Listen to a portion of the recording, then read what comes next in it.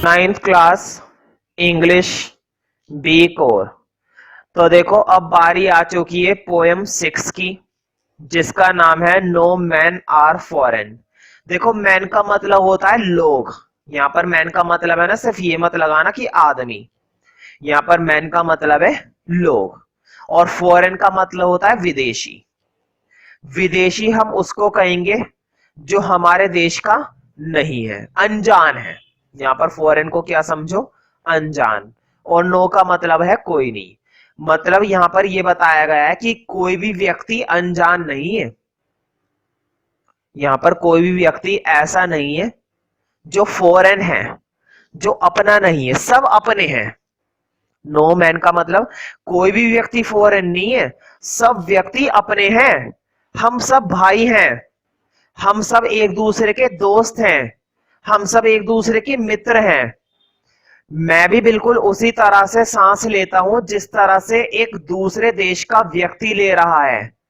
मेरा भी इस अर्थ पर उतना ही अधिकार है जिस प्रकार तुम्हारा अधिकार है, जिस प्रकार उस औरत का अधिकार है, जिस प्रकार उस देश के अंदर रहने वाले लोगों का है, उसी प्रकार अधिकार हमारा भी है।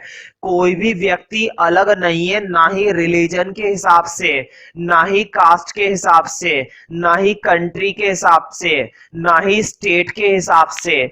किसी भी प्रकार से हम लोग अलग नहीं है, हम लोग सब एक जैसे हैं, हम लोग सब भाई हैं।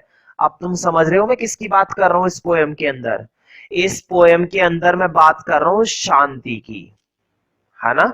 जब हम सब एक साथ होंगे, सभी देश के लोग एक दूसरे को क्या मानेंगे, भाई या बहन मानेंगे, सब एक दूसरे को अपना मानकर रहेंगे, तो सभी देश बहुत ही ज्यादा खुशी के साथ रहेंगे, सबके बीच भाईचारा बना रहेगा, हारमोनी बनी रहेगी, लड़ाई झगड़े नहीं होंगे। तो तुम समझ रहे हो ना, कोई भी व्यक्ति यहाँ पर फॉरेन नहीं है। देखो लिखा हुआ है नो मैन आर फॉरेन, कोई भी व्यक्ति विदेशी नहीं है, सब अपने हैं। दूसरे देश का व्यक्ति भी अपना है, अपने देश का व्यक्ति भी अपना है, हमारे देश के लोग उनके साथ मिलजुल कर रहते हैं, वो हमारे साथ मिलजुल कर रहते हैं, सब मिलजुल कर रहते हैं, कोई लड़ाई वाली बात नहीं है। कितनी अच्छी पोयम है। मैं तो कहता हूं इसको पोयम बोला ही क्यों है ना, चैप्टर बोल सकते थे इसको। तो लिखने वाले पोएट का नाम है जेम्स किरकप। और जब इन्होंने इतनी अच्छी पोयम लिखी ही है भाई, शांति की बात करी है, तो क्यों ना थोड़ी सी दो बातें पोएट के बारे में जान ले, आखिर ये किस खेत की मूली था। ठीक है, तो देखो इसलिए मैंने फर्स्ट डॉट इन्हीं को ही दिया है, अबाउट द पोएट, पोएट के बारे में, है ना। पोएम के बारे में तो हम हमेशा पढ़ते हैं, लेकिन आज जरा पोएट के बारे में पढ़ते हैं कि ये कौन था। पोएट, प्ले राइट, ये एक नाटककार है, नाटक लिखता है। नॉवलिस्ट, नॉवल लिखता है। जेम्स फाल्कोनर किरकप, ये इनका पूरा नाम है, जेम्स फाल्कोनर किरकप। 23 अप्रैल 1918 टू 10 मई 2009। देखो ये तो ज्यादा पुरानी बात नहीं है भाई, है ना। 1918 से लेकर ये बंदा 2009 तक ही जा पाया बेचारा, क्या करे, इसके नसीब में इतना ही इंजॉय करना लिखा था। अच्छा है मरमर आ गया, वरना हमें और पोएम पढ़नी पड़ जाती इसके चक्कर में। ठीक है। He became a fellow of the Royal Society of Literature in 1962। 1962 में रॉयल सोसाइटी का इसको क्या बना दिया गया, मेंबर। फेलो का मतलब होता है मेंबर। अगर कोई शब्द मैं हिंदी में बोलता हूं और अगर वो शब्द तुम्हें नया लगता है, या ऐसा लगता है कि तुम्हें वो शब्द पहले से नहीं पता है, और उस शब्द को अगर तुम अपने नोट में नहीं लिखते हो, और अगर वो शब्द मैं तुमसे कभी भी क्लास में पूछता हूं और वो शब्द तुम्हारे नोट पर नहीं मिला, तो फिर मैं तुम्हें वो शब्द बताऊंगा बहुत ही अच्छे से समझते हो ना कि किस तरह से बताने वाला हूं मैं। इसलिए इसलिए जो शब्द अगर रह जाता है तो वीडियो बैक करके या पोस्ट करके पहले उसे तसल्ली से लिख लिया करो। मैं कभी भी कोई सा भी वर्ड चेक कर सकता हूं, और अगर वर्ड मुझे नहीं मिला तो मैं हैवी पनिशमेंट दे सकता हूं। He has found his success, उसको कामयाबी मिली इन जापान। बताओ, उसको जापान में जाके कामयाबी मिली। Where he breathed his last, जहां पर उसने अपनी आखिरी सांस ली। अच्छा है, वहीं पे मरमर आ गया। अच्छा है, वहीं पर निबट गया भाई। खैर, यहां तक तो बात हुई पोएट की। खैर, पोएट के बारे में तो मैंने एक दो बातें वैसी जनरली नॉर्मली बता दी है ना। पोएट के बारे में थोड़ी ना पढ़ने वाले, ना ही पेपर में आता है पोएट के बारे में, है ना, क्योंकि इसका इंसाइक्लोपीडिया थोड़ी ना पढ़ते रहेंगे। अब पढ़ते हैं कि पोएम में क्या है। वैसे तो देखो पोएम के अंदर क्या बातें होने वाली है वो मैंने समझा दी है ना।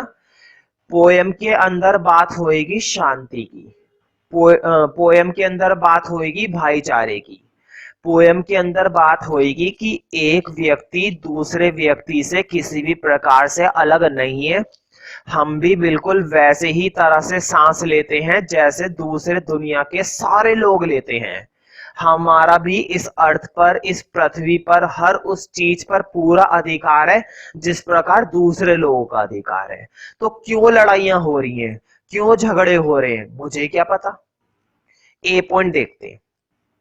The poem talks about the concept of global brotherhood. Global का मतलब होता है वैश्विक, वैश्विक, और ब्रदरहुड का मतलब होता है भाईचारा। इस पोएम में हमें बताया गया है कि हम जिस भाईचारे की बात कर रहे हैं ना, वो सिर्फ अपने देश के लेवल पर नहीं, पूरे सभी देशों के लेवल पर बात हो रही है, ग्लोबल लेवल पर बात हो रही है। ग्लोबल लेवल का मतलब होता है अंतरराष्ट्रीय स्तर पर।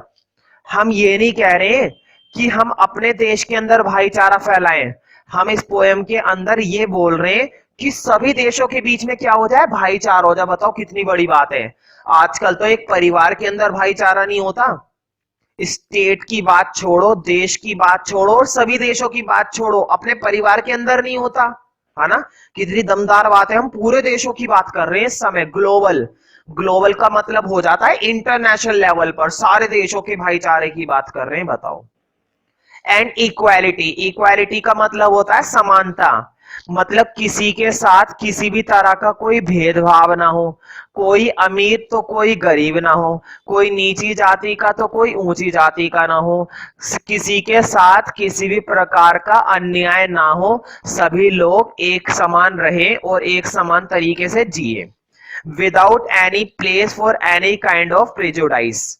प्रेजुडाइस का मतलब वही है भेदभाव, किसी भी प्रकार का किसी भी स्थान पर कहीं पर भी भेदभाव ना हो। बी पॉइंट देखते हैं। It can be described human unity world. इसके अंदर बताया गया है कि पूरे वर्ल्ड में मानव एकता होनी चाहिए। ह्यूमन का मतलब मानव और यूनिटी का मतलब एकता।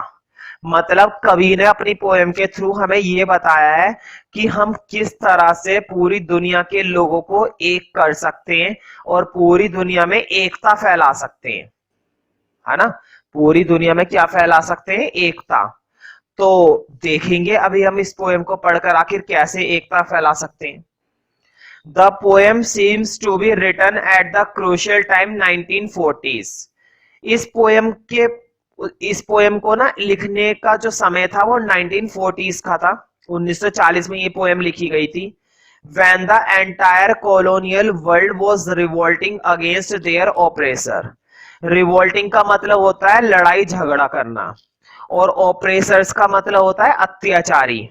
तुम्हें मालूम है 1940s की बात हो रही है, 1940। ये वो समय था जब इंडिया के अंदर भी खूब लड़ाई झगड़े हो रहे थे, और लगभग सभी देशों के अंदर क्या हो रहे थे, लड़ाई झगड़े। उस समय बताओ ये पोएट पोएम लिखने में लगा पड़ा था, बाबली पूछता क्या, जाके झगड़े नहीं रुकवा सकता था, पोएम लिख रहा है बैठ के। चलो खैर, अपनी अपनी मर्जी है। तो इसने समय निकालकर पोएम लिख दिया। तो पोएम तब लिखी गई 1940 में, जब कौन सा समय था, जब हम लड़ाई झगड़े कर रहे थे अपने अत्याचारियों के खिलाफ, अंग्रेज सरकार के खिलाफ।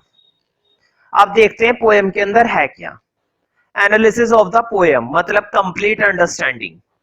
The poem tells us that all divisions based on nation, caste, color, religion are baseless।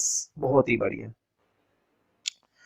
ये पोएम हमें बताती है कि जिस प्रकार का किसी भी तरह का जो भेदभाव हुआ हुआ है, जो बंटवारा हुआ हुआ है, डिवीजन का मतलब होता है बंटवारा, जो ये बंटवारे हुए हुए लोगों के बीच, राष्ट्र के आधार पर, जाति के आधार पर, कलर के आधार पर, धर्म के आधार पर, ये सारे के सारे बेसलेस हैं। बेसलेस, इनका कोई बेस नहीं है, इनका कोई वजूद नहीं है, ये बेमतलब में कर रखे हैं हमने कि उसकी जाति अलग है, उसका देश अलग है, हमारा धर्म अलग है, हमारा कलर अलग है। नहीं, सब बेमतलब की बात है, इसमें कुछ नहीं रखा। आने का भी तरीका दुनिया में एक जैसा और जाने का भी तरीका एक जैसा है। जब आना जाना एक समान है तो भेदभाव किस बात का? Since we all are our similar, क्योंकि हम सब एक जैसे हैं in our basic need for our life, हमारे जीवन की जो जरूरतें हैं वो सब एक समान है। जिंदा रहने के लिए हमें भी पानी चाहिए, उन्हें भी पानी चाहिए, हम भी हवा के सहारे रहते हैं, वो भी रहते हैं, खाना चाहिए, हमें भी चाहिए, उन्हें भी चाहिए। तो जब जीवन की ये बेसिक जरूरतें ही बराबर है, सेम है, तो हम फर्क कैसे कर सकते हैं? एक काला इंसान भी जीवित रहने के लिए खाना पीना खाता है, कपड़े पहनता है, समाज में काम करता है, वही काम वही चीज हम करते हैं। वही चीज हम क्या करते हैं? हम क्या पैसों का पेड़ लगाते हैं? नहीं, हम भी पैसों के लिए काम करते हैं भाई। तो फर्क किस बात का? We all have a common source of origin, हमारी जो शुरुआत हुई है वो सब एक ही तरह से हुई है।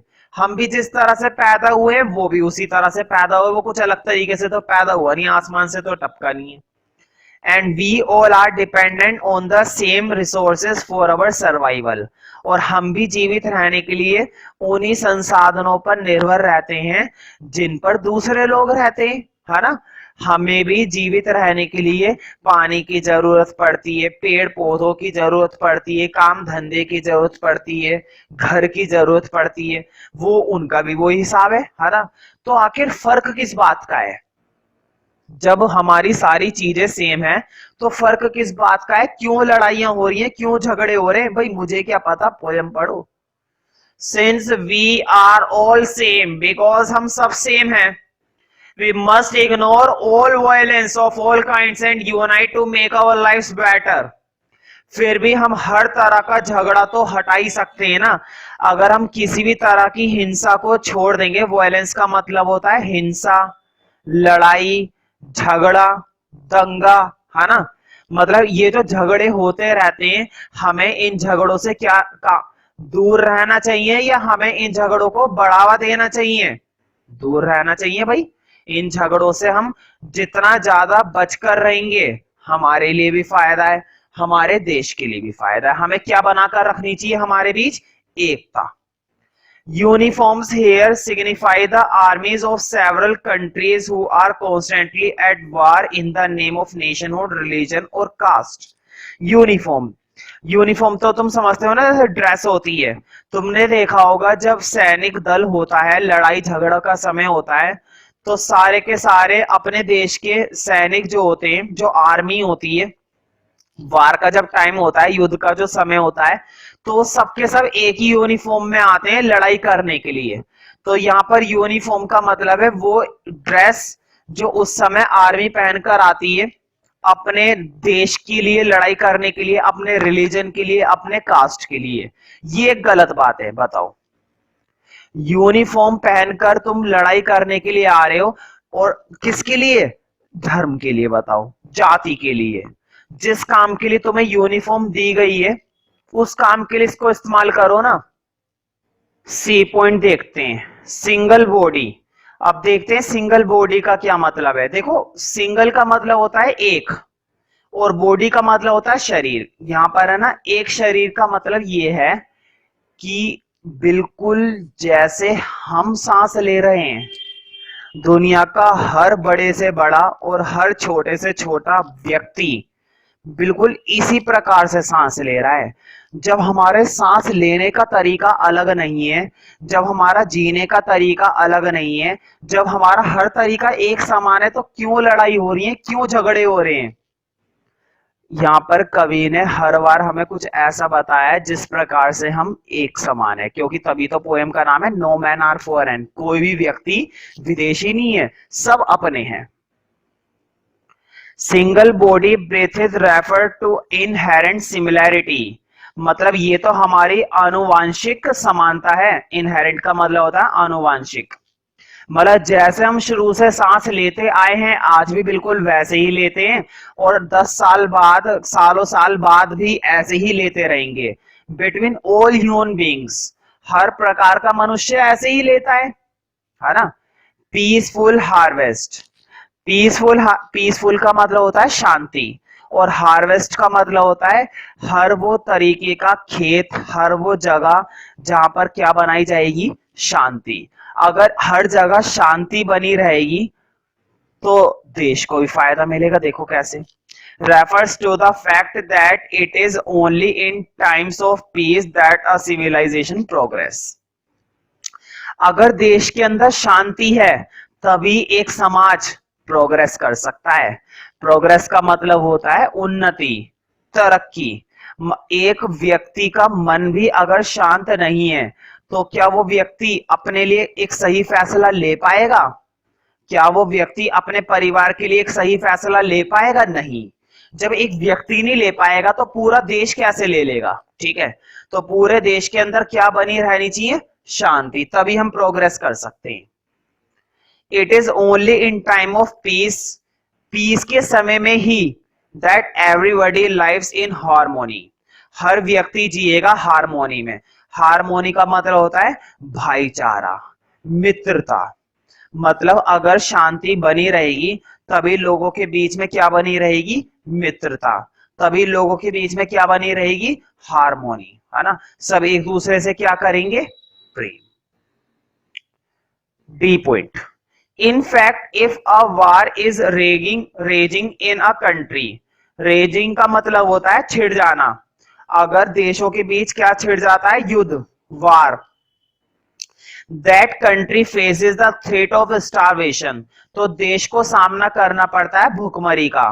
थ्रेट का मतलब होता है धमकी या सामना करना, और स्टारवेशन का मतलब होता है भूखमरी। थ्रेट का मतलब चुनौती भी होता है।